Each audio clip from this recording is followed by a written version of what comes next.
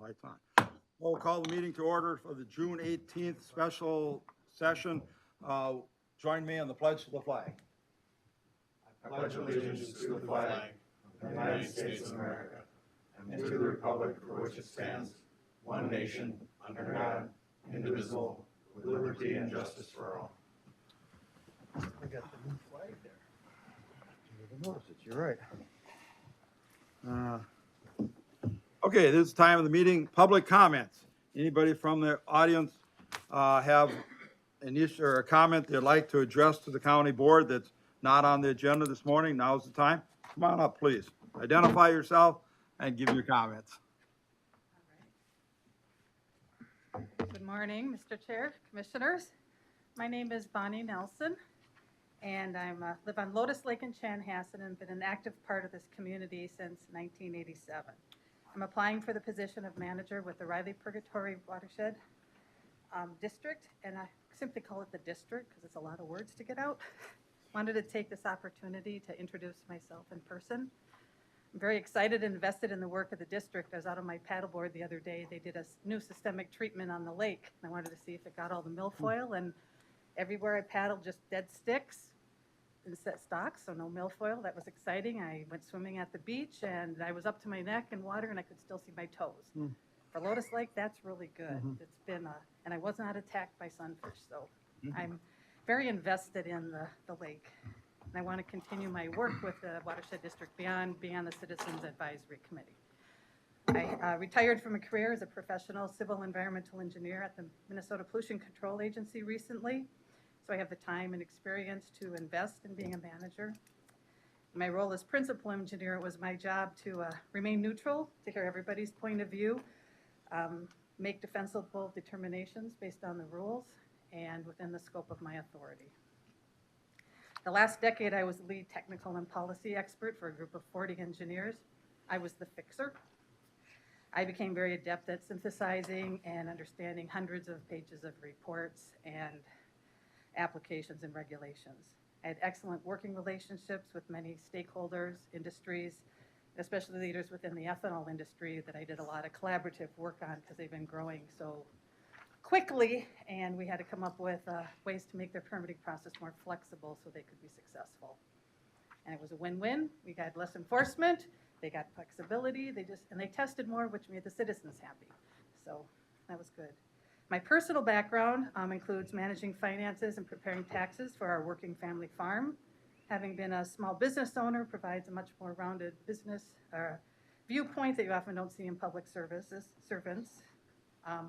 Other volunteer experiences, I was a Girl Scout leader for many years, prepared taxes through VITA for low-income folks, sing in the church choir, and serve as a president for our homeowners association. I think my depth of experience in the environmental field over 36 years, both private and public, in addition to actively volunteering with the Citizens Advisory Committee, will allow me to take the job running. Thank you for your support and your time. Well, thank you for the time. We'll see how the rest of the meeting goes. I appreciate it. Anybody else from the public like to say a few words? Seeing none, we'll move on the agenda. Item number 2, the agenda review and adoption. You've seen the agenda. Is there a motion to approve the agenda? So moved. Second. Motion by Commissioner Workman, second by Commissioner Fahey. Any discussion on that motion? Seeing none, all in favor of that motion, say aye. Aye. Anybody opposed? Motion carries unanimously. The minutes of the June 4th regular session, I move approval, Mr. Chair. and I will second that. Motion by Commissioner Lynch, second by myself to approve the minutes. Any discussion on that motion?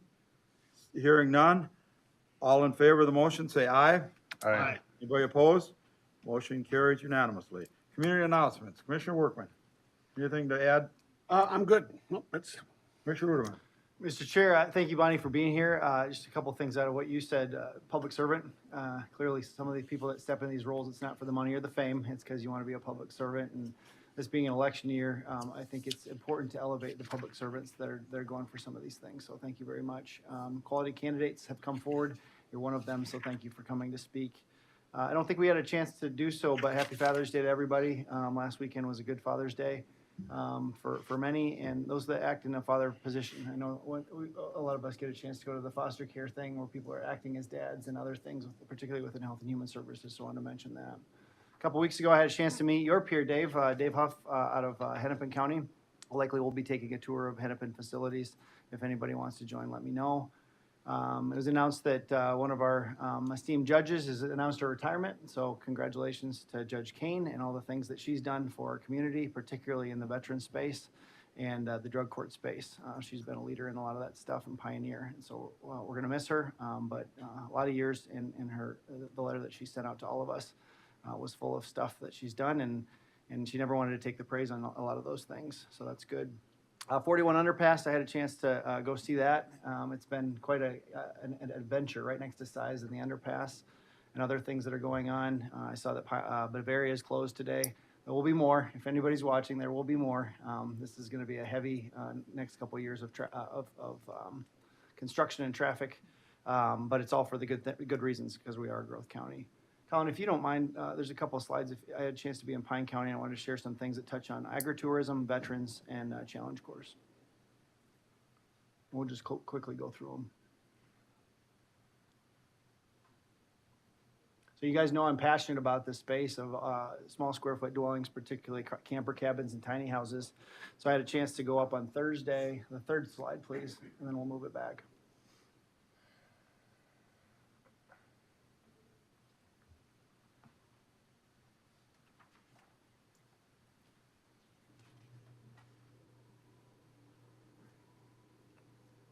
Last one.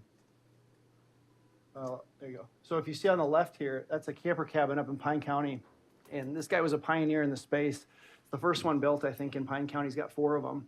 And if you look at the bottom left picture, the back third of that camper cabin is a chicken coop.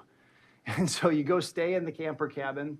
Then you get up and do his labor by picking up his eggs, 300 eggs in the morning. And then you get to sign the cooler that you participated in and did your chores. And so you can see the glass between where you stay and where the chickens are.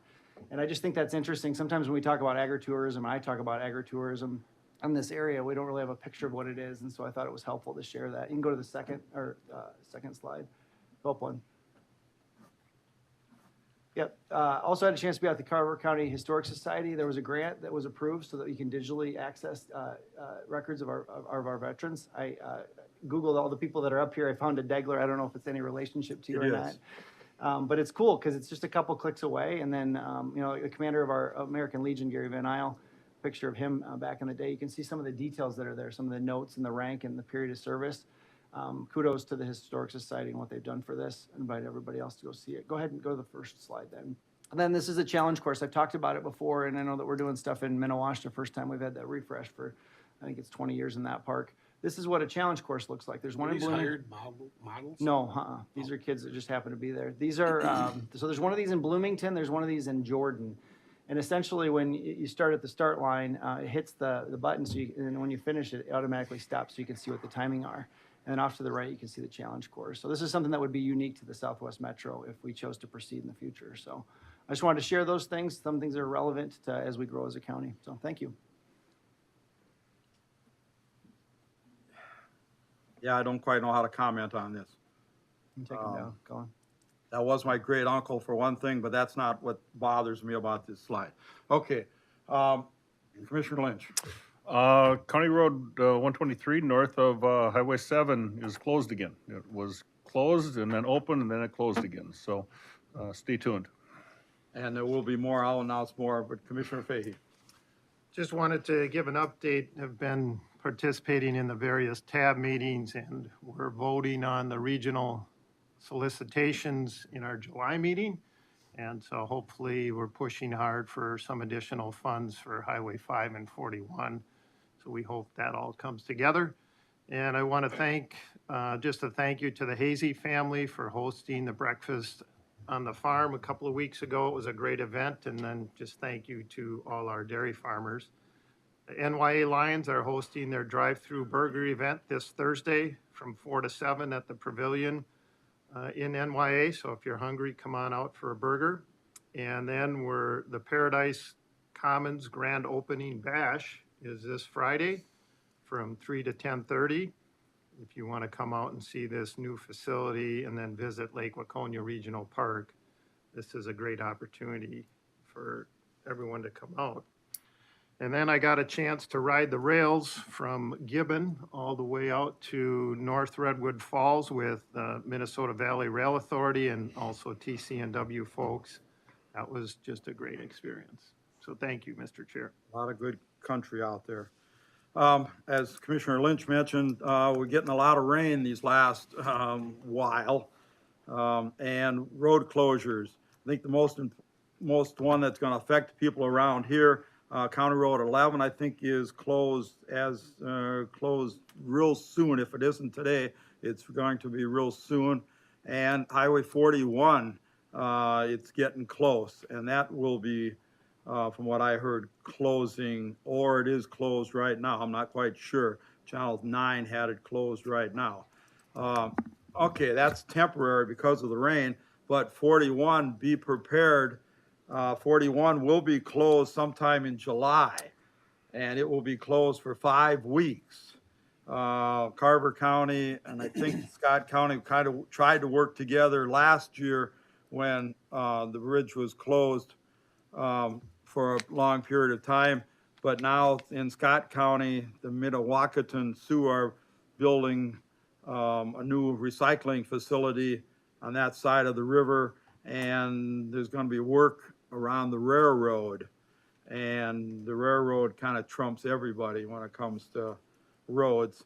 So it's going to be closed, they say, for about 5 weeks. Like I say, starting in July, sometime for 5 weeks, and that will be a major disruption. Hopefully, we can work and shorten that up and not.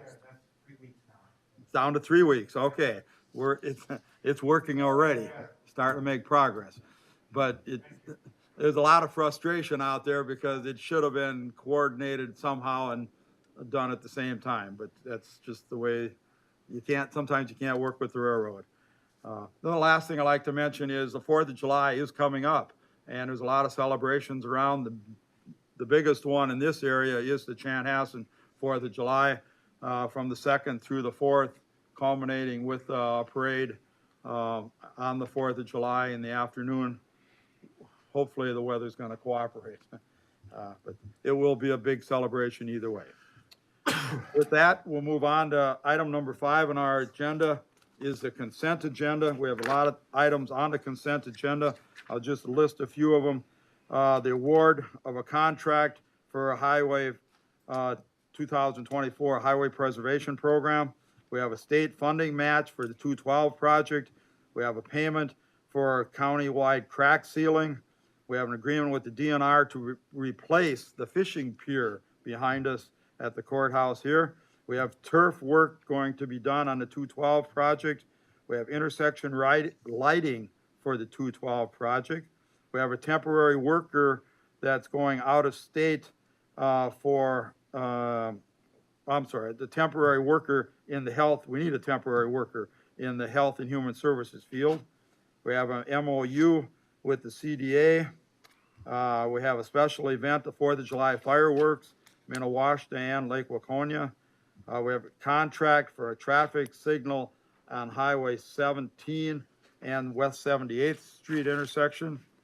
We have an agreement for Highway 7 safe road zones, approval of a contract, and then we have out-of-state travel now for a county attorney. We have the designation of Road 137 and 57 state aid. We have right-of-way acquisition on the 4110 project. We have approval of a contract, another approval for a contract, a state performance program, donation to the Sheriff's Dive Team. And with that, is there a motion to approve the consent agenda as presented? So move, Mr. Chair. Second. Motion by Commissioner Lynch, second by Commissioner Fahey. Any discussion on that motion? Hearing none. All in favor of the motion, say aye. Aye. Anybody opposed? Motion carries unanimously. Item 6, we have to recess as the county board and reconvene as regional rail authority. So move, Mr. Chair. Motion by Commissioner Lynch, second by Commissioner Fahey to, again, recess as a county board and reconvene as a regional rail. Any discussion on that motion? Hearing none, all in favor of the motion, say aye. Aye. Anybody opposed? Motion carries. We're now the regional rail. And with that, Mr. Marty Walsh, our Parks and Recreation Director. Welcome, Mr. Walsh. Thank you, Mr. Chair, members. I think we're just waiting for the screen to come up here. Here we go. So today we're going to talk a little bit about a trail project that parts of it actually got underway back in 2022. And so just a reminder about the Union Pacific Railroad corridor here. Back in about 2012, we acquired almost 6 miles of the Union Pacific Railroad corridor. It did come with a number of conditions, and we're supposed to keep that available for future transportation uses. We did initially purchase it, as a county, and then later it was turned over to the Regional Rail Authority. And we have ongoing commitments in the corridor with regards to other arrangements that were originally made under the Union Pacific ownership. So there's leases or crossings, things of that nature, which we continue to maintain. So just a reminder, phase 1 construction near 41 and County Road 61. That project got underway here about 2022. And it was to improve vehicle movement and pedestrian movement. It was also consistent with some of the planning work that we've already done with regards to the Southwest Regional Trail and Minnesota River Bluffs Regional Trail. And it's consistent with other long-term plans such as the Tier 1 corridor, which links this trail to Hopkins and Minneapolis and points beyond. So phase 1, CCRA just provided a permit to the city of Chaska to begin construction of the underpass at Highway 41. And so Chaska was responsible for the construction, the environmental concerns, maintenance during this time period, and operations and liability as well. So it was a non-exclusive permit to them, no property rights were issued. And CCRA, at some point in time, we'll talk about that a little bit further here, the responsibilities to, I'll say, operate into the future. So next slide here. So again, just a reminder for the public about where that location is in downtown Chaska, here very near the intersection of Highway 41 and County Road 61. Phase 2 is about to get underway here.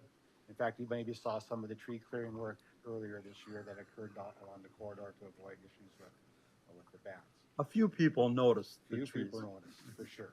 Marty, can I quick talk about that? Yeah. Isn't that rail corridor gone there?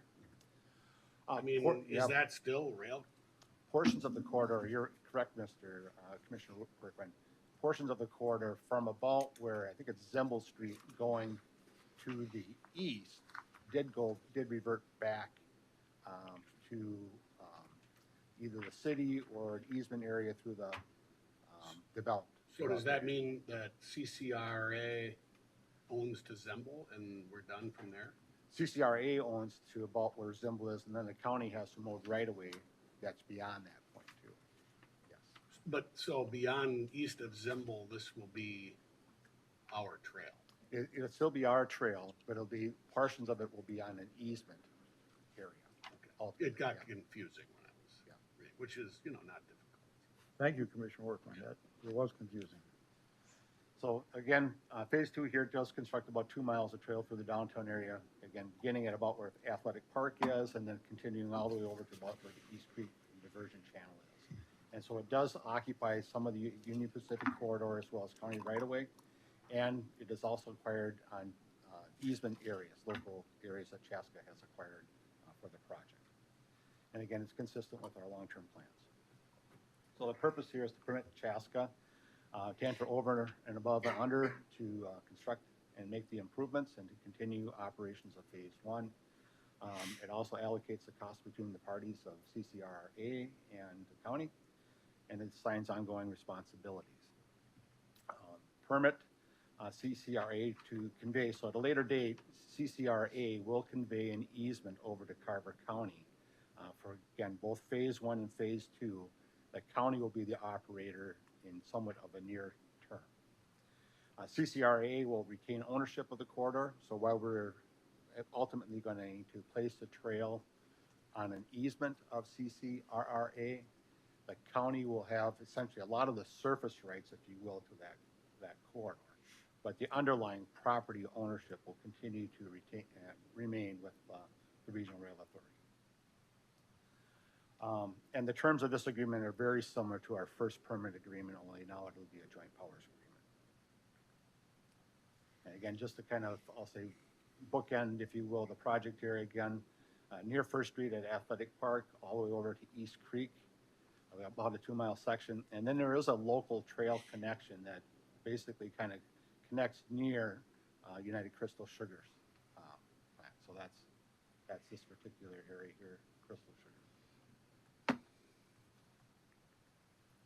So project funding, again, Chaska did apply for the federal funding for the project. Roughly $1,224,000 is programmed for construction activities. Our share, if you will, of the cost for both construction and as well as administration, landscaping, and easements, about $1.5 million, and the city of Chaska has an investment of about $367,000 for their share of the local trail as well as landscaping and streetscaping elements. And so the project is proposed to be funded with $200,000 of one-time dollars out of the S account, and then of 1.3 out of the transportation enhancement funds. That's a new funding source that's just becoming available to the county. So the schedule is kind of outlined here. Again, Chaska intends to begin advertising the project. Bid opening would be in July, council award in August, and I'll say construction end date, at least at this point in time, foreseen as maybe later October of this year. So in the near term, we talked about Carver County will purchase an easement from the Carver County Regional Rail Authority. So at a future board meeting, you'll see this particular agreement. The value of the easement area is appraised at $3,900,000. Carver County will use Metropolitan Council funds to for about it's eligible for 75% of that value. That will be matched with an in-kind land value from the Carver County Regional Rail Authority of 25%. There's no out-of-pocket funds projected for this transfer of the easement area. And funds can be used from CCRA for potentially this project to finalize that or other projects. So that's what, and just to kind of give you an idea, so the local match value is roughly $1,320,000, and the funding anticipated for the Metropolitan Council is $2,640,000.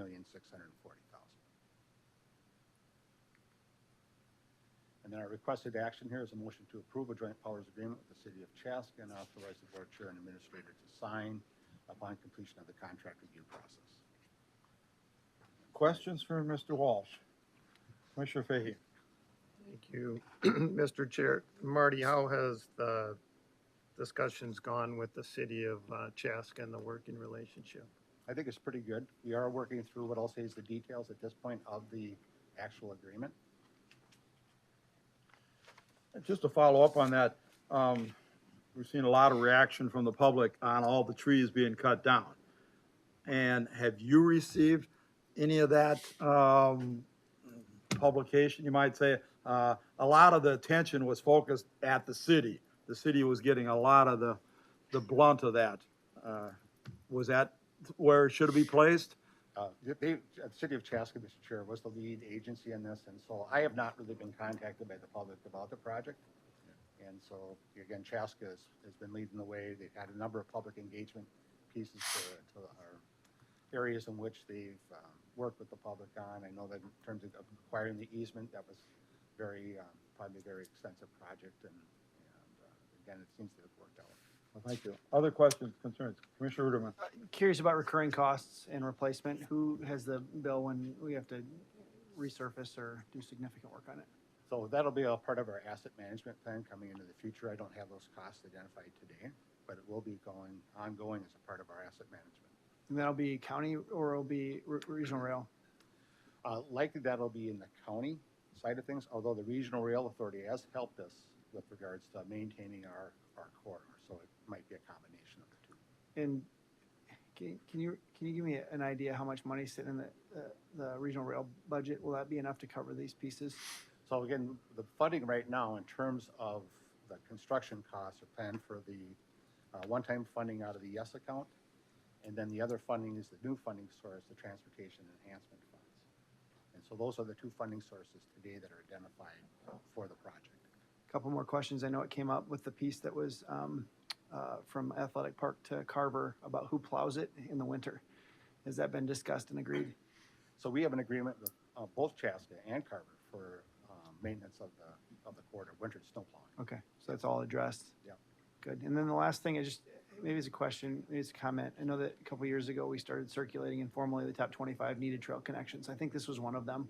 I know from 82nd Street to 5 on Bavaria is another one of them. And it seems like we've rapidly, through regular course of action and planning, have knocked down some of these needed trail connections. Do we have a formalized list of the remaining trail connections that are on our radar and that would make our system even better? I know this is a big linkage that impacts particularly Commissioner Degler's district and mine. Do we have a list of the other ones as they're coming on and needs within our county? Mr. Chairman, I would say we have a rough list at Okay. this point in time. I did meet with some of the area park and recreation directors here Good. about 2 weeks ago to get some additional information. But that'll be, I'll say, part of our capital improvement program, defining that list. We've got this project and the project will be with Scott County, very large projects. Yep. And so we'll begin, what I'll say is kind of finalizing or putting that proposed list together. Yeah, Merriam will be a whopper. This is a big one. Bavaria will be a big one. And then the underpass that you handled underneath 41. Yeah, there's a lot of movement in this space. And that's what people want. They want parks, lakes, and trails. So thank you. That's all I have. Commissioner Workman, you had a comment? Oh, okay. Commissioner Fahey.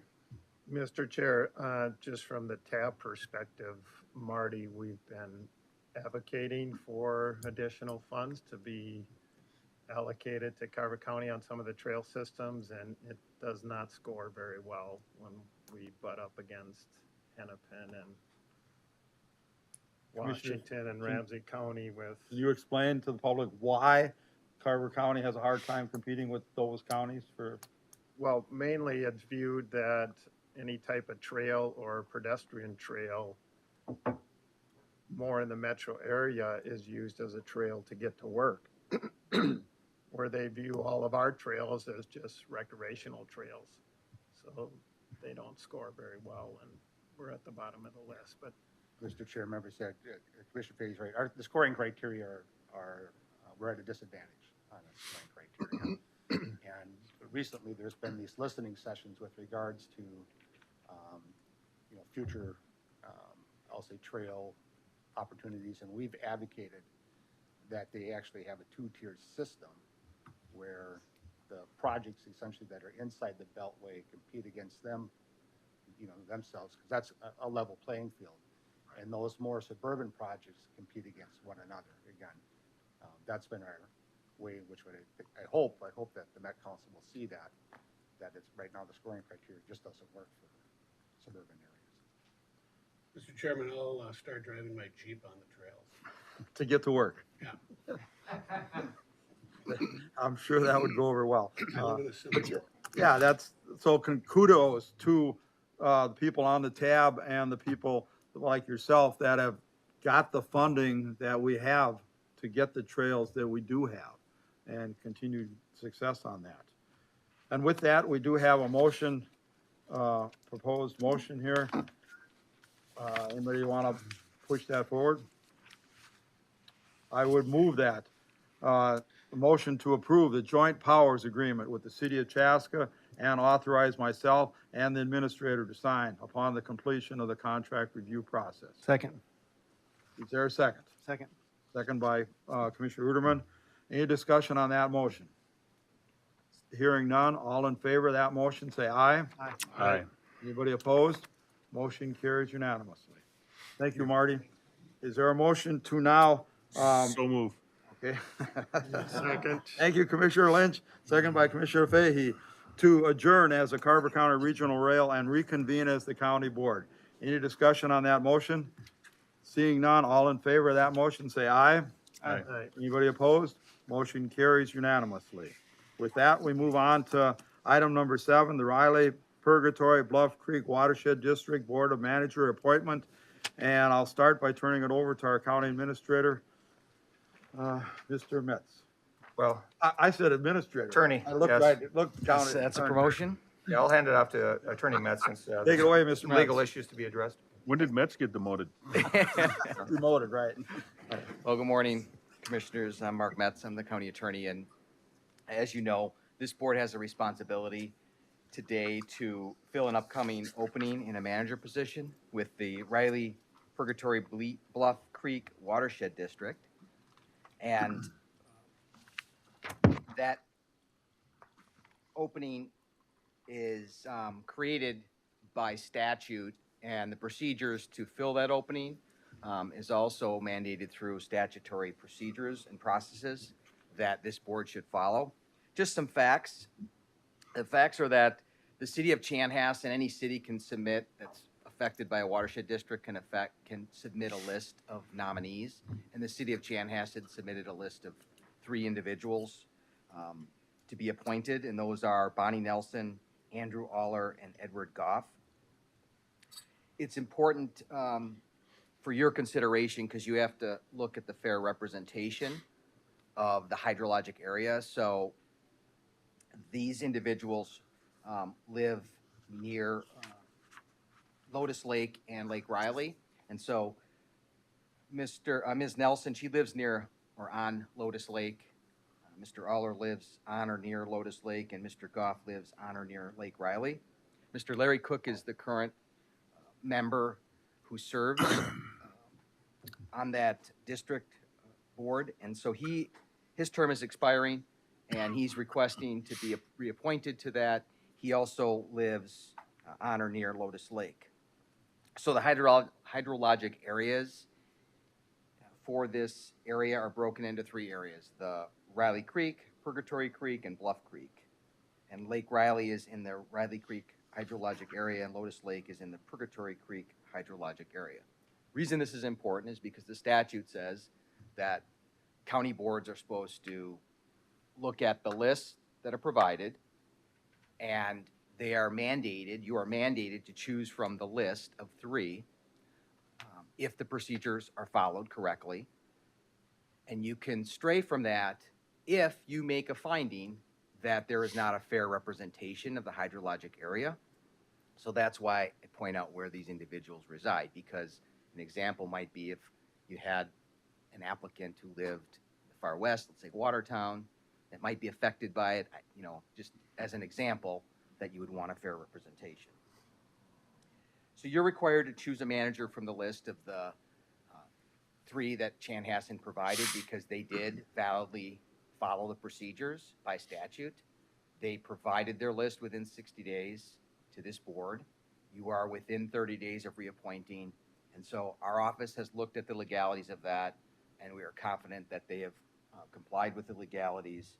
And so even if this board may believe that there's a more qualified applicant or a better applicant than the 3 provided, you can't statutorily choose that person unless you make a finding and give reasoning that you don't believe it is a fair representation of the hydrologic area.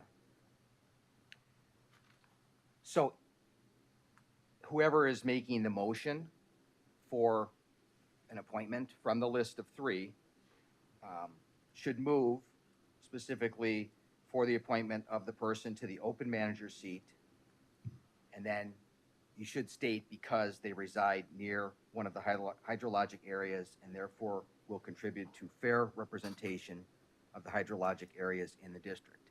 If you stray from those 3, you should give your reasonings for that. Any questions for Mr. Metz? Commissioner Workman? Well, Mr. Chairman and Mr. Metz, that's not how we've been making it. And the board selection has just sort of been left to the concept that, I don't want to appoint somebody from Watertown, for gosh sakes, or near it. We do it by tax base, right? Isn't 20% of the tax base? So this is, since I read your memo, this is the first time I've heard that we're is it 4-1 Hennepin to Carver because of hydrological proximity? Yeah. Or should we have two? Or was that the way the statute was set up originally when the watershed was established? I don't mean that, Mr. Metz. Yeah, Mr. Board Chair and Commissioner Workman, that's correct. Statutorily and by the bylaws and the rules, Carver County has one appointment and Hennepin County has 4. There'd be a process that that would have to go through to change that, but that's been the process that's been statutorily mandated. So you're following the law and the statute by choosing these 3. Well, Commissioner Workman. I don't know if it's clear in statute that, in fact, Carver County couldn't nominate somebody for a Hennepin seat. Is it? I mean, it's really kind of fuzzy. I know Mr. Cook is here and he probably has an answer to that, but I thought it was because the amount of money that Carver County taxpayers submit is why it's 4-1. But Other, Mr. Metz. My only comment, Board Chair, would be Commissioner Uderman's correct. The statute is ambiguous, but there's case law, recent case in Circle Pines from 2022 that analyzed this. And legally speaking, I'm confident that this board should be choosing one of the persons from that 3. And that's just following the law unless, there's an unfair representation. And it is important to note that the legislature created this mechanism and created this process because they wanted the cities to have participation. In the past, there wasn't participation. So what they've said, the legislature has said, if they follow the timelines, the 60 days, the other procedures, that they give a list of 3, and then the county board chooses from that list of 3. They didn't say give 1 and you have to choose that, but that's why they wanted to encourage that participation. And so this board doesn't appoint the list or make decisions based on Hennepin County's openings. It's just for that one, and you have to go through a separate process if this board wanted more say, if you will, in Hennepin County. Other questions for Mr. Metz? Commissioner Ruderman. I've got the Briley Purgatory Bluff Creek watershed map up, and the lion's share of that sits in Eden Prairie. There's a chunk north in Minnetonka, a big chunk in Chanhassen, but there's also an eastern part of Chaska and a northern part of Chaska. Because of the size that's so heavily weighted in Chanhassen, is that why it's on the Chanhassen City Council? And was there any input by the city of Chaska that we should consider before we make a decision? Yeah, and Board Chair and Commissioner Uderman, that's a good question. No, Chaska didn't submit a list. Were And they asked, I guess the question would be, were they asked if they wanted to? maybe the Administrator administrator. Henderson. Mr. Chair, Commissioner Rubin, I did not ask Chaska. I did not ask Chanhassen. Chanhassen reached out to me. I was going based on past practice where the board selected. And yeah, it took some digging to figure out exactly how that process worked because we have never done that before. And I've not heard that, there's no statutory language, I don't think, County Attorney Metz, referring to the tax base. So we had to do quite a bit of digging to assess the opinion that Mark gave you. So had City of Chanhassen not proactively delivered a list of 3, and if Chaska had delivered a list that could have been 3 different people, then we could have potentially had 6 different candidates that would have been eligible for us to appoint from. Is that what you're saying? I believe so, correct. Okay. Other questions for Mr. Metz? Well, Mr. Chairman, Sure, I guess I'd like to in the future know why it's 4-1 then. And why this is important, and I'm looking at a potential commissioner, is this is a rogue organization who's Which one are you talking about? the Okay. Riley Purgatory Bluff Creek District, attempting to spend $6 million on a piece of bluff land that doesn't have a water feature on it. Probably not statutorily allowed. And with Mr. Jeffrey standing at this podium telling us, and then he wants to build a big building on this bluff, for Riley Purgatory, which isn't probably statutorily allowed, and all the while not taking care of Bluffs and Bluff Creek and Riley Creek. So, if we should be at 3-2 or something, I don't know. I've known in the past some of the members of the Hennepin side. You recall they were gonna take buffers probably right up to Ms. Nelson's bathroom control of what she could plant. Probably couldn't put a tiger lily in her bathroom window.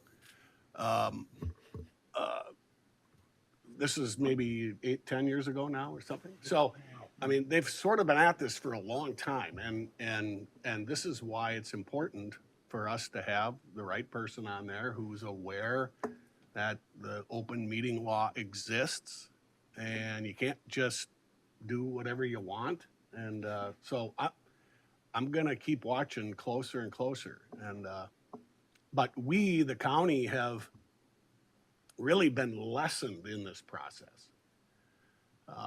There was a staff between the district and the city of Chanhassen, a staff decision, I believe, to get rid of Mr. Cook because of his questions and his attempts to expose what goes on there on a monthly basis. And so, whatever happens here today, I think the county's been lessened in the process. And there's a reason why Chanhassen didn't put him on the list. But it's not gonna probably end here, so I'm gonna probably need more info. So. Well said. Any other questions final questions, Mr. Metz? If not, our task today is to appoint somebody to the watershed, and I will, since I'm in my district, I'm in that watershed, I will make a motion for the appointment of Bonnie Nelson to the open manager's seat with the Bluff Creek, Riley Purgatory Bluff Creek watershed, because Bonnie resides near one of the hydrological areas and therefore will contribute to the fair representation of the hydrologic areas in the district. That being said, is there a second? Second. Motion by myself, second by Commissioner Fahey to appoint Bonnie Nelson to this board. Any discussion? Commissioner Uderman. I just wanted to comment, Larry, you've come in the boardroom a number of times and you've been passionate about the space. I also know that from what I've heard, you've asked good questions and you've challenged areas that you've been curious at. And so I don't want that to be lost on this vote. I hear exactly what you're saying, Attorney Metz, and we have to do what's prudent for our taxpayers. And Bonnie, you a quality candidate. Everything that you said and your presence here in the boardroom this week, and I think 2 weeks ago as well, says volumes as well. But I don't want it to be lost that there's people that sit on these boards that ask hard questions because they're the right things to do for the residents. Whatever the answer is, somebody that's holding people accountable to what the real law is. And I comment on what Commissioner Workman said about the gentleman that was in here and wanted to buy a piece of property. There was rigorous dialogue about that. We didn't all agree on it. But I think there's good things that come out of that rigor. So just wanted to say those things. Yeah, well said. I think we have to thank Mr. Cook for his long service and tough questions that he has and will continue to ask. Any other discussion on the motion? Hearing none, all in favor of the motion, say aye. Aye. Opposed? Aye. Motion carries with a 4-1. Thank you. With that, we move on to item number on our agenda, 10.1, the award of the construction contract.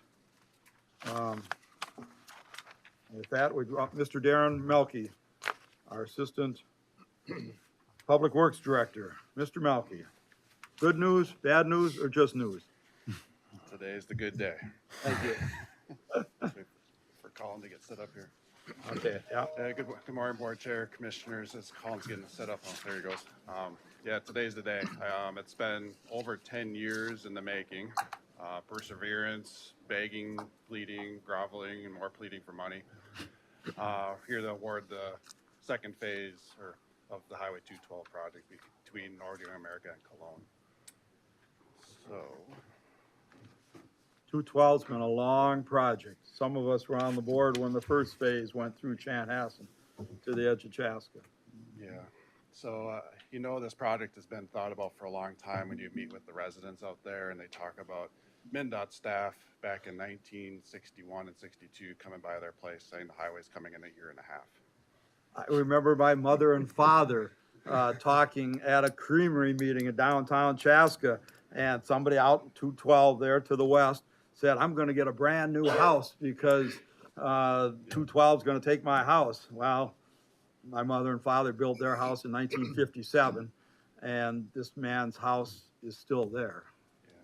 So, yeah, I didn't mean to interrupt. Yeah, so to me, and that's over 60 years in the making to get to where we're at today. I know former Commissioner Jim Ishii talks about as a kid, I think, standing in a mechanic shop by Bongards that's no longer there, saying they had a line painted on the ground where the highway was going to come through back then. So just knowing him, I'm sure he's got a grin ear to ear knowing we're awarding this project today. So I'm going to give, the county board is very up to speed on the highway. This is probably more for the public that's listening in for the location and some of the project details. But we're going to also get into staging, our bid results, how the funding worked out, and then the actual formal award of the project. So Highway 212 initially started out as I guess what we call a two gap projects, as we call them. Phase one, or the one that's mostly in Dahlgren Township, was completed or is mostly complete with some minor punch list items still to do. And today we're talking about phase two, which is a part between Cologne and Northern NYA. I'll say that for short today. So that's the red portion, project location on the map here. Very similar to the phase that was just built. This is 5.5 miles instead of 4.5 miles compared to the other project. This one has reduced conflict intersections included, just like the last project. However, this one does have a grade separated overpass or quasi interchange by Bongards on Highway 51. So that's the biggest change here. We're still accommodating ag equipment in particular. So similar to the last project, we have wider shoulders at those RCI turnarounds and inside lanes, extra gravel out there for that equipment, 10-foot wide shoulders. So if you live on the highway now, you feel like you're probably going to get run over when you try to even take a right-hand turn off. So it'll almost be like a turn lane for residents. Every public road is going to have turn lanes. And there's also a lot of access modifications, especially around the Bongards area, that's going to drastically improve operations and safety. As I mentioned, RCIs, for those that aren't familiar, we have several of them now to drive between Cologne and Carver. They do drastically reduce fatalities, serious injury, crashes.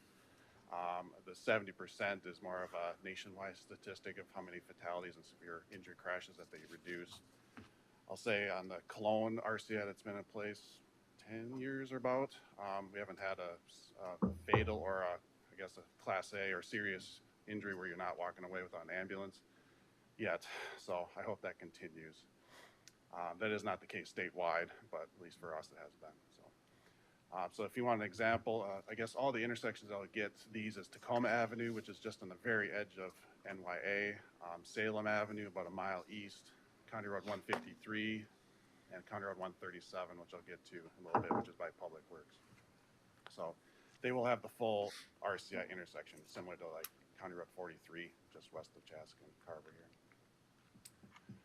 A question we get asked a lot by residents is snow fence. Snow fences will be included on this segment of Highway 212 as well. However, they're likely going to be mostly all 6-foot fence instead of 4-foot high fence. And the spacing between the slats is going to be a smaller, about half the distance. So it's probably not going to look as much as like a true fence like what you see out there today. This is going to be a little bit more closed off. So I think it'll still have a good look, but it's definitely going to be 2 feet taller and less spacing or gap between the straps that are on there. I won't say it's the full length, but it is a fair amount of length of snow fence that will be installed just because of the openness of this corridor. Picked off a few key numbers for this project. So there's 1.25 million yards of dirt excavation on this project. So it's about 250, 300,000 more than the last segment. The sand fill is almost 675,000 yards of that as well. 140,000 tons of bituminous pavement. just over 100,000 cubic yards of aggregate base. So there's gonna be a lot of trucks on the road hauling. So just so you know, it's gonna be 50 plus a day probably when they're operating on a continuous basis. So they're likely gonna be, I'm assuming they'll probably set up some temporary facilities or plants of some sort at some point here. Maybe not this year, but for sure for next year. Mr. Chair, Darren, where does that 1.25 million cubic yards go? About 950,000 stays on site and is reused. There's about 250,000 to 300,000, depending how much compaction we get, that's excess. So that needs to leave the site somewhere. Either they have to go through the CUP process to dispose on private property, like they did on the last project, or they have to haul it to a mining facility or someplace that can accept it. Okay. If I may suggest, I know that the school district's looking at building a bus garage, and it's in close proximity. It might make sense to make contact with them for the benefit of the community. So thanks. Is that the type of thing that the contractor privately secures locations for dumping material? Thank you, Board Chair, Commissioner Uderman. Yes, we leave it up to the contractor to decide how to dispose of that material, so it's up to them. So we'll definitely pass along people if they're interested. It's gonna probably need to be a bigger site for it to make it worth their while to do it though as well. So if people are looking for a few truckloads, they're probably not gonna bother with it, but yeah, it is a big volume. Okay, thanks. Commissioner Workman. One of my favorite words, well, they changed the word to mumble instead of rumble. So this would be where Commissioner Fahey would want to be closely paying attention. I don't know, you don't have them out there now, do they? Are they out there? On the Commissioner Workman, yes, on the first phase through Dahlgren Township, they are out there. Okay, I don't know that they're causing anybody a problem, but we've had to fill in rumble strips around here, and they put them on Highway 5 to Victoria, for God's sakes. But, so as long as there's no complaints, because I got a lot of calls from Ishi's district when they were in I close. remember those days, yeah. So, But if you get a chance, if you drive out to NYA, you can drive on the 4 lanes from Carver to Cologne and veer off to the right if you have to and go across a mumble strip and then get past Cologne and you'll veer off to the right and go over a rumble strip and you'll notice the difference and you'll hear the difference in your car. Cologne has rumbles up to Cologne. West. Yep, west of West of Cologne, Cologne. Right before the Public Works. yep, Yeah, the 2 lane. they're definitely loud, much louder. It wakes you up. Thank you, Commissioner Fahey, that's a good example. So, some massive numbers, it's gonna be a lot of trucks. We don't know all the details where their suppliers are yet. We will be having a pre-construction meeting in, I think, middle of July, so. CASA 57, or County State 8 Highway, or what we call CASA 57. So what's red on the screen is currently or mostly existing highway for CASA 51. Well, with the realignment, let's see, is this column is at the bottom button? Okay. There. Oh, that's really nice. So CASA 51 is going to be realigned, if you're following on the screen with me here, up through this way. So since it's moving and shifting, this is going to be a county highway to maintain as well through this stretch where the red is. We're able to use our, I guess, CASA mileage we have banked, or so to speak, on the side that we can designate to this road. We have to give it a new number since it's a separate road. So that's the reason for having to designate this. This was on your consent agenda today for approval to designate CASA 57. So that's the purpose for it. It's really the ramps to and from, but right now it's still 51. So we're rebuilding those segments. So it'll be brand new, but it'll be a new CASA road. And you mentioned the road moving. I mean, obviously that's a lot of peat soil down in part of that. How do you keep it from moving? How are you gonna stabilize that peat? What's the newest project? Yeah, so on 51, it's actually on the high ground. So we're pretty good shape with Highway 51 with the realignment. It's east of 51 and 212. And we'll probably be getting some info out to the community, I guess, what's happening, but we'll be doing a surcharge process on the Vanguard Swamp, as everyone type wants to call it. So that'd be one of the first things that a contractor does, getting out there. So it'll be layers of sand that they gradually add and compress down. And then there's wick drains that are installed too. So if you're familiar with drain tile, farm tile, and they'll have a sock around it, it's basically a 4-inch sock is what they're shoving in the Do they ground. still use I thought they used a pillow at one time to tie it? Styrofoam? Oh, yeah, we're not doing any lightweight fill, but they will be putting like a geotextile fabric or cloth down first before they put the sand down, so it all compresses together. It doesn't move Yeah. around. So I suppose it'll. I know give it's a challenging area to work with, so. Yeah. Commissioner Fay. Mr. Chair, just a reason on the number system, Darren, with just the general public, if you're going north or south, the roads are odd numbered, and if you're going, Correct. For the most part, yes, that's true. That north-south are odd-numbered roads, and east-west are even. I know our county has some roads that do both directions, so it's not, let's say, 100% all the time, but Learn something every day. that'll be a common question. Yeah. yeah. So, next one is designation of County Road 137, and this was on your consent agenda today as well for approval. This is about 1,000 feet. So with the highway project, we're actually eliminating the current, use this again. So this is the current driveway, the public works, and it's a private driveway. So the red line that's shown on there is going to be a public road. There's a couple things to that. One is for access for our site, and then also it's the teller's parcel just to the east of Public Works that needed access as well. So they need a minimum of 500 feet of frontage to a highway or public road. So it's kind of a dual purpose need for those two, as well as the Cologne Area Transportation Plan study that we undertook identified potentially a long-term need for a collector type road. So it may not stay a county road, maybe it'll become a city street again in the future, but at least we're setting up a corridor for it. Just to the south off the screen, if I can, wrong one.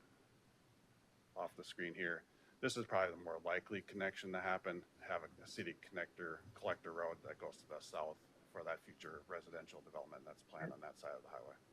And speaking of our consent item, the establishment of turf, just to the south here in this photograph, is that where they were establishing turf? Good question, Board Chair. Yes, so the turf establishment is, they're going to do permanent establishment right through this farm field right here, just because that's beyond our construction limits for the project, so that's permanent. We're also going to be putting in, I guess I'll call it temporary coverage, more like temporary grass. I think they'll do wheat or oats or something just to get something covered through this stretch, as well as this area all up in here that isn't going to be touched for a good year. So we just want, in order to keep the weeds down. And That's what he was working on just the other day during the rain or whatever. they found a gap in there, at least disc it down to get the weeds down again, and they're hoping to come back this week. Well, that obviously is not going to happen. So. And then Darren, it's gonna allow us to put that large holding pond in that location, that Thank you, Commissioner Fay. takes some of the pressure off. Yeah, so there was a need to do some sort of holding pond in this general area, so that was another factor in why the road got shifted over,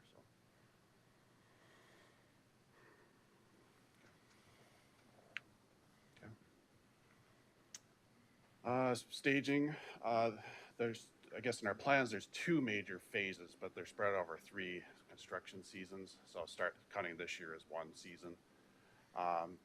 There are short planned night closures only. So from 7 p.m. at night to 5 a.m. in the morning. We allow up to 18 nights of that closure. So that means both directions all shut down. The detour would be in NYA, taking them north on Highway 5 to Waconia, and then Highway 10 east to 212 again. So that's the reason we have to shut down 212 for this project, because it's the overpass bridge. So when they're setting beams, for example, for the bridge, doing the false work for it, when they're doing work on the deck, pouring the deck, and then stripping it off underneath again. So that's the reason for needing to do those nighttime closures.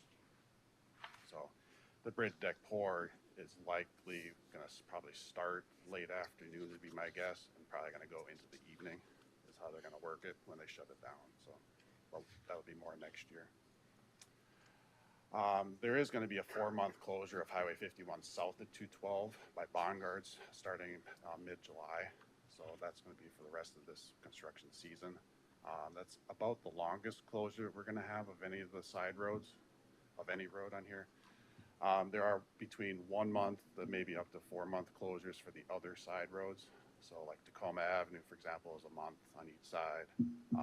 Salem is longer. But other county roads are gonna be maybe 3 to 4 month time frame as well. Mr. Chairman, Commissioner Workman. what does that mean for access to Bongards? Yeah, to the chief. Creamery, and is that Elsie? Big Elsie I took a picture with? I think it's Dolly, isn't it? That's Bonnie. Bonnie, sorry. Bonnie. Beautiful cow. How are we gonna get to her? Is what Yeah, am I you're- gonna be able to buy cheese? Thank you, Board Chair, Commissioner Workman. Yes, you'll definitely be able to get by Bonnie and buy cheese throughout the project. It's gonna change. Why are you laughing? I'm gonna be there too, so. He didn't expect this question, that's why he's laughing. This is the first project I can say we're moving a cow. So the monument, Bonnie the cow actually has to shift back about 5 feet. Won't be the first road project to stop because of a cow. Yeah. Yeah, so the running joke is the cow's gonna be turned around backwards on us, so. Boy. So for the first, I'll call it phase 1A, right off the chute, you won't be able to get to Bongards, the cheese shop from the north like you usually do from 212. You're gonna actually have to go south of Cologne, going like, one of our, like County Road 152, for example, head west, and then come north on 51 across the railroad tracks to get there, so. We actually had a meeting yesterday with Bongards staff to talk about what graphics, info that they need to hand out to their shippers, truck drivers, employees, and also the public as well, how they get there. So we'll be helping them with info, how people to get there. Then it's gonna change again in probably September timeframe, where the only way to get to them is from the north, from 212, and you won't be able to get to them from the south.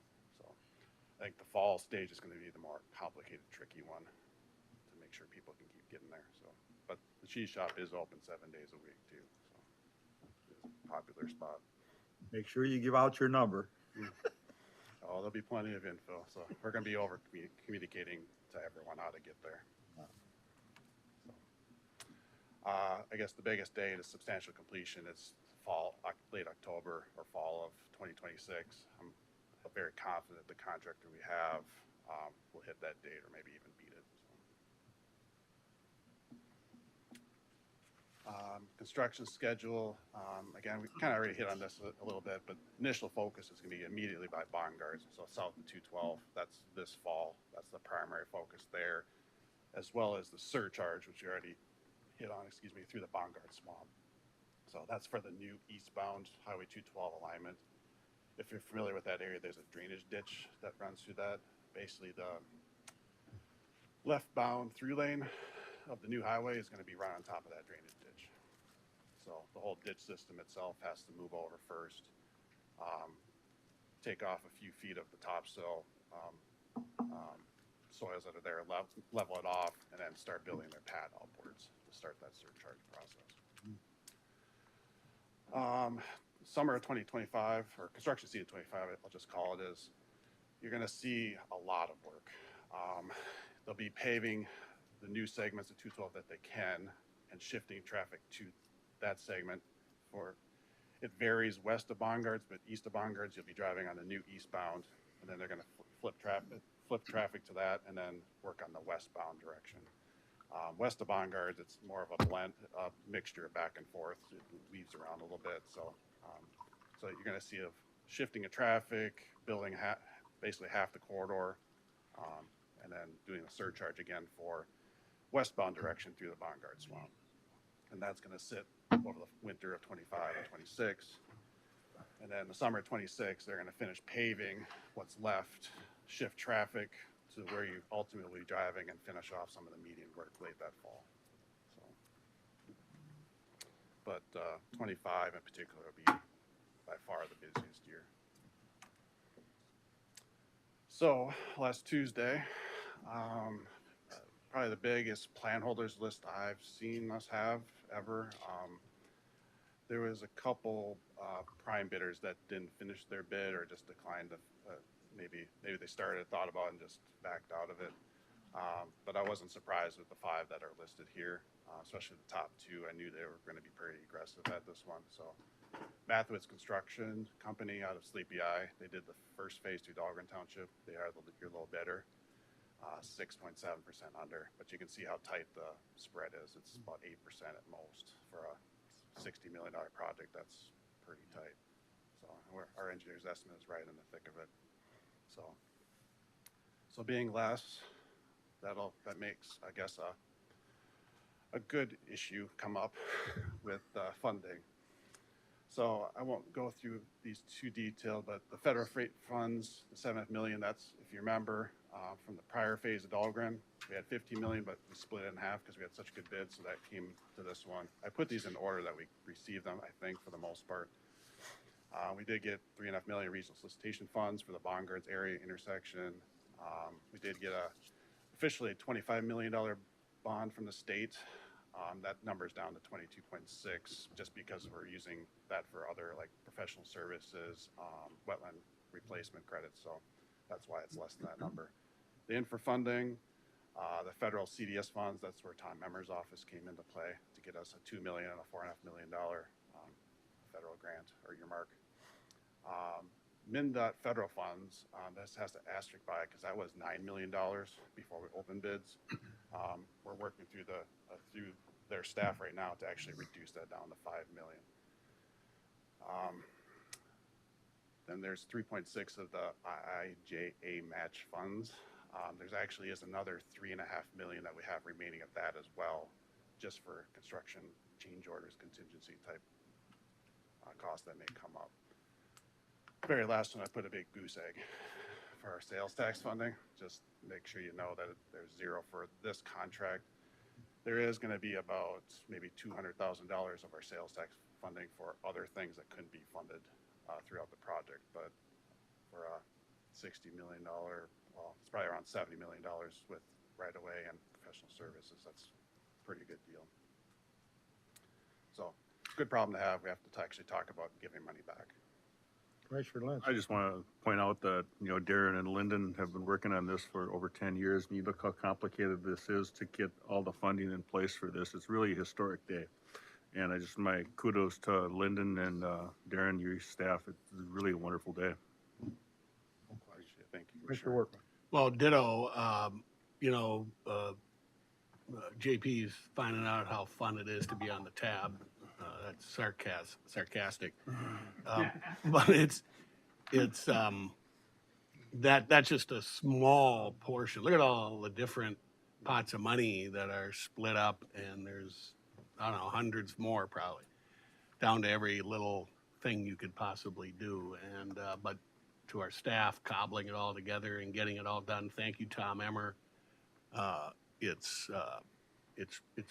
mind-boggling. And then you go down to tab, and there's 35 tab members. And boy, is there a broad swath of different ideas about what money should be used for. You'd be frightened that we even could get this the way it goes sometimes. And so congratulations and thank you for all your wisdom. And if I could, Mr. Chair, not only that, but again, it's a state road. And Exactly.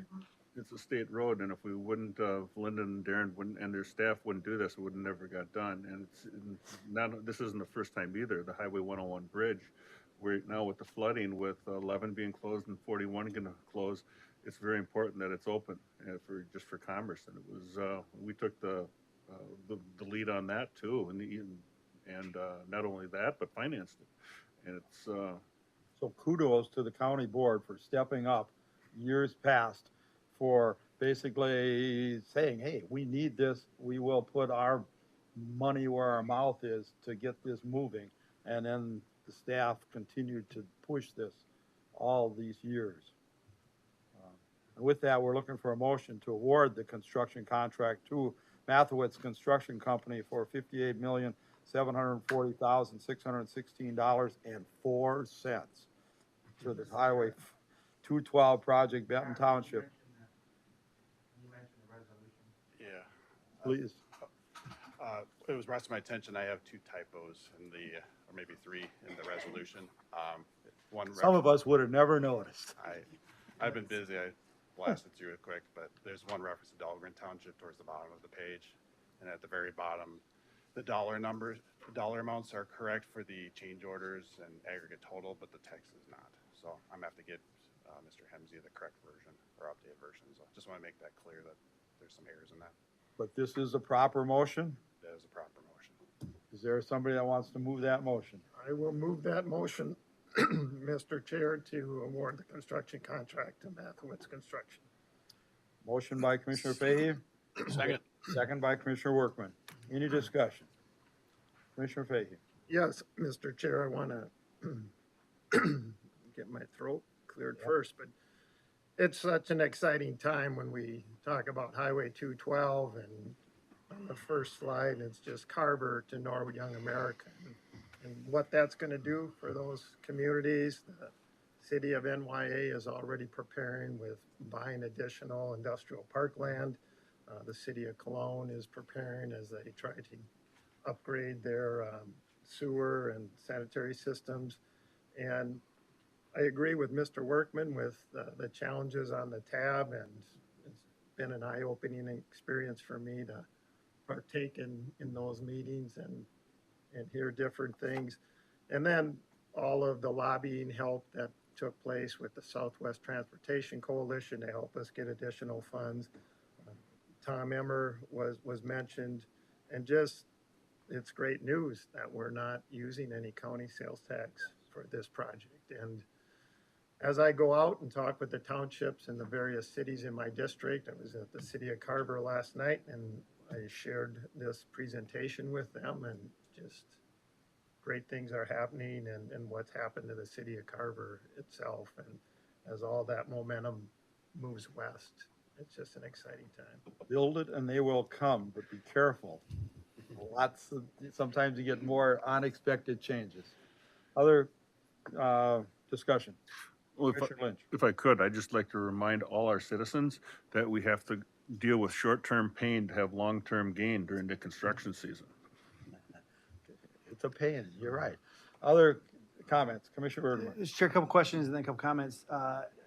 Same question I asked to Marty is recurring cost. It is a state highway. Is the taxpayers of Carver County through county tax dollars on the hook for anything in the next however many years, including replacement? Who keeps the upkeep on this highway? So thank you, Commissioner, for your question. So the state highway will be MnDOT's responsibility to maintain. We are still patiently waiting for a cooperative agreement from MnDOT still for this project, but it'll ultimately be state highway is their responsibility. The county road connections or highways will be county responsibility, as they always have been. I guess with the Highway 51 realignments, we're gonna have more road to maintain, or slightly more, so that's about a third of a mile. Plus, I guess if you want to count County Road 137 as a new road, that technically would be more maintenance too. But those are the two main bigger changes. And then after we get done with 212, sorry, but what's next? Highway 5, those are the two big whoppers in Carver County. What's the third big one in the horizon the next decade? Yeah. Okay, good. I think we're gonna take a nap All right. first. Good. And then I know that we've talked about a little bit about the transportation dollars, new transportation dollars, and there was mention of a transportation study. It's kind of been on my mind with the conversation of today. Do we have anything scheduled for a transportation study as how we're going to use these roads and other roads as it relates to the new funding? Come to the podium, yeah. You Lyndon sounded Rogers, kind of our old getting county up out of engineer. that chair. He's getting ready to rest. It's been a long time, 15 years on this project. Commissioner Uderman, Mr. Chair, you're talking about the transportation advancement account, the new money? Yeah, so remember that can be used for road preservation, 41%. So we're looking at that with actually the current budget request, how that's gonna work. 41.5% can go to active transportation, that's the trail system. So remember we had that work session on the strategic planning for trails. Yep. So we're gonna pack off those high priority trails, you mentioned them today. And then the remaining money can be used for transit or complete streets. Remember, we're working with Scott County on expanding our Smart Link, or what do they call it now, Transit Link service, to expand that, add weekends, add a shopping loop. So that's where the money's going for each individual section of the fund. So as far as the road part, I mean, I think based on inflation, based on road preservation costs, a lot of that's just gonna get sucked up into our road preservation budget. So, total, by the time it fully kicks in, the county will be getting like 8 to 9 million new money per year that'll be portioned into those buckets. Yep. Other than that, the rest of the funding hasn't really changed. Do we have an intent to have a transportation study or something that'll guide that, or is it just as projects come up? We're doing we do transportation studies like constantly. So because we have a pretty robust asset management system and pavement management system. Yep. The preservation money, we run models, we determine what the new costs are, and if there's a gap, we figure it out. So Good. we don't really have a big plan other than every 10 years we do the comp plan update. Yep. And part of that is a major transportation plan update. Yep. So that's probably starting in the next couple years. Okay. You update the traffic modeling, you look at your road segments, do we need new stuff? And so that'll be kicking off in the next couple years. Great. 3 more comments then. Thank you. Yep. Just wanted to put the scope of what this is. The equivalent of this project in the award that we're about to do is about 85% to 100% of 1 year of levy budget in Carver County. So if you just put that into perspective, it's sizable. I mean, look at the collective taxpayers, and it's not coming from the county bucket.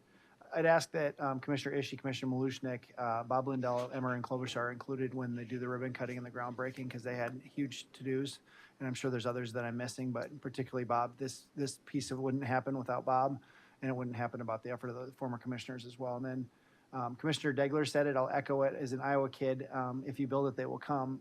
This is built on the promise of economic development.